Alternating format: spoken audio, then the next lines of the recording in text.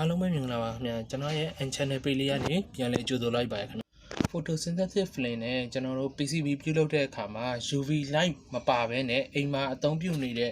LED မီးလုံးနဲ့ပဲဘယ်လို circuit ပြုလုပ်လို့ရလဲဆိုတာကိုကျွန်တော်ဒီဗီဒီယိုလေးမှာဆက်လက်ပြုလုပ်ပြထားပါတယ်ခင်ဗျာအားလုံးပဲ like ပါကြည့်ရှုပေးဖို့မေတ္တာရက်ခံပါတယ်ဗျာအဲ့တော့ UV မီးမလိုဘဲနဲ့ Photosynthesis flame ပေါ့နော်ကျွန်တော်တို့ဒီလိုမျိုး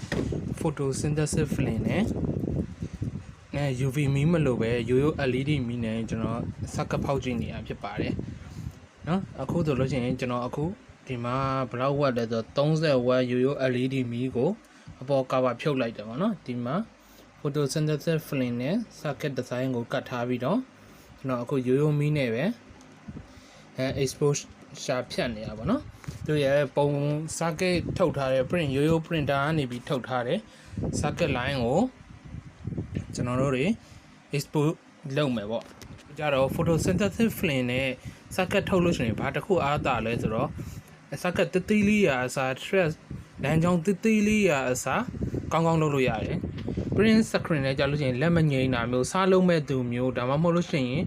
စေးပိတ်တဲ့အခါမျိုးတွေဆိုလို့ရှိရင်သူကလမ်းကြောင်းသိလို့ရှိရင်ဒါအဆင်မပြေဘူးပေါ့လေတာကျွမ်းကျင်တဲ့လူမျိုးဆိုရင်တော့အဆင်ပြေတာပေါ့အခုမှစားလုံးမဲ့new user တွေဒါမှမဟုတ် print screen ကိုကောင်းကောင်းမနိုင်တဲ့သူတွေလို့ရှိရင်စိတ်ပိတ်သွားတဲ့အခါမျိုးတွေမှာကြာရင်အဆင်မပြေဘူးပြီးလို့ရှိရင် print screen တစ်ခုလုပ်ဖို့အတွက်ကိုအချိန်ပေးရတယ်ပေါ့နော်ပိုးစားပေါင်းကြည့်အောင်ဘောင်ဖောက်ဘောင်ပိတ်အောင်ဘောင်ဖောက်အောင်ပြီးသွားလို့ရှိရင်စီးဆက်အောင်ဒါမျိုးတွေမလုပ်ချင်တဲ့သူတွေအတွက်ကဒီ photosynthesis flame ကိုအသုံးပြုပြီးတော့လုပ်လို့ရတယ်ဒါပေမဲ့ photosynthesis flame မှာဘာအားနည်းချက်ရှိလာလဲဆိုတော့သူက UV မီးနဲ့လောက်ကမယ်ဆိုပြီးတော့ပြောထားတယ် UV မီးဆိုတာမျိုးကကျွန်တော်ဒီမှာ UV ဘောက်ရှိတယ်ပေါ့နော်ဒီလိုမျိုး UV ဘောက်ရှိတယ်ဒါကတော့ကိုယ့်အကို UV ဘောက်စက်ကူပုံးနဲ့လောက်ထားတာဒီလိုမျိုး UV မီးကြောင်းနဲ့ပေါ့ဒါ UV မီးကြောင်းကိုဖွင့်လိုက်လို့ရှိရင်ဒီလိုနက်ပြက်အပြက်အောင်လေးပေါ့နော်ထွက်တယ် UV မီးနဲ့ဆိုလို့ရှိရင်တို့က10မိနစ်ဝန်းကျင်လောက်မှတင်အဆင်ပြေသွားတယ်ပေါ့နော်ဒါပေမဲ့ UV မီးမရှိဘူး UV မီးကလည်းဝယ်လို့မလွယ်ဘူးဆိုတဲ့အခါမျိုးတွေကြတော့ဘယ်လိုလုပ်လို့ရလဲဆိုပြီးတော့ကျွန်တော်တို့စဉ်းစားတဲ့အခါမှာ LED မီးပေါ့နော် LED မီးနဲ့ကျွန်တော်တို့လုပ်ကြည့်မယ်အဲ့ဖြစ်တဲ့တော့အခုကျွန်တော်စမ်းသပ်ထားတယ်ထွက်လာတဲ့ပုံနဲ့ကျွန်တော်ထပ်ပြီးတော့ပြသပေးပါမယ်ခင်ဗျတို့အခု LED မီးနဲ့ lighting လောက်ထားတာ9မိနစ်လောက်အချိန်ရှိပြီ9မိနစ်လောက်ရှိပြီဆိုတော့ကျွန်တော်တစ်ချက်ပိတ်လိုက်မယ်သူက UV မီးနဲ့ဆိုရင်တော့10မိနစ်လောက်နဲ့ကိုဆေး UV ဆေးက6သွားတယ်ပေါ့နော်ကြတော့ဒီမှာရိုးရိုးမီးသီးပါရိုးရိုးမီးသီးကိုကျွန်တော်LED 30 watt ပေါ့နော်မီးသီးနဲ့လောက်ထားတယ်ဒါတော့အောက်အခန်းလေးဖြစ်အောင်တိတ်ခွေရိုးတိတ်ခွေခံထားတာဒီမှာပေါ့ဘေးသားလေးကြည့်ရတော့ဆေးရတော့6မဲ့ပုံအနေထားရှိပြီးခွာကြည့်ရအောင်ကျွန်တော်တို့ trace 9အဆင်ပြေမပြေခွာကြည့်ရအောင်တစ်ဖက်ကကျွန်တော်ဖုန်းကင်ပြီးရိုက်ထားတော့နည်းနည်းအဆင်မပြေဘူးဗျာနော်နောက်သေချာဟိုဟာဖြစ်တဲ့ချိန်ကျရင်ကျွန်တော်သေချာလုပ်ပြပါမယ်ဗျာနော်အဲကြရင်ကျွန်တော်တို့ exposure ဖြတ်မဖြတ်ကြည့်ရအောင်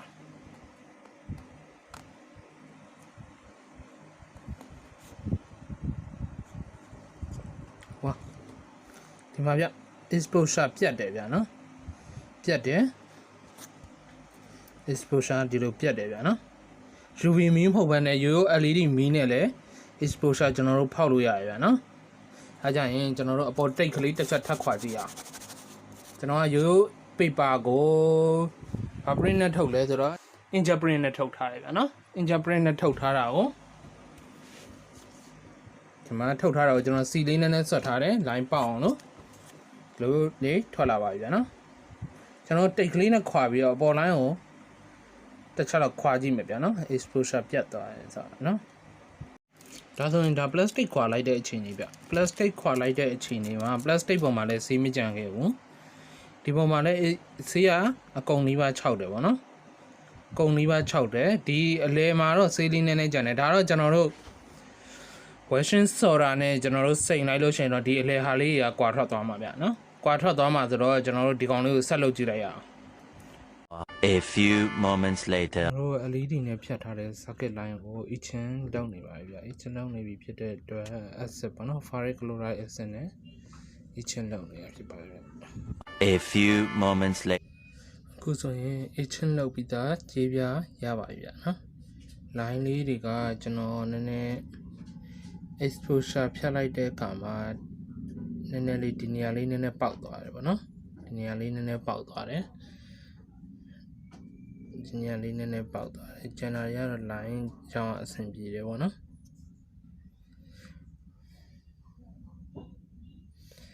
LED မီးလုံးနဲ့လည်း exposure ဖောက်လို့ရပါဗျာနော်ကျွန်တော်တို့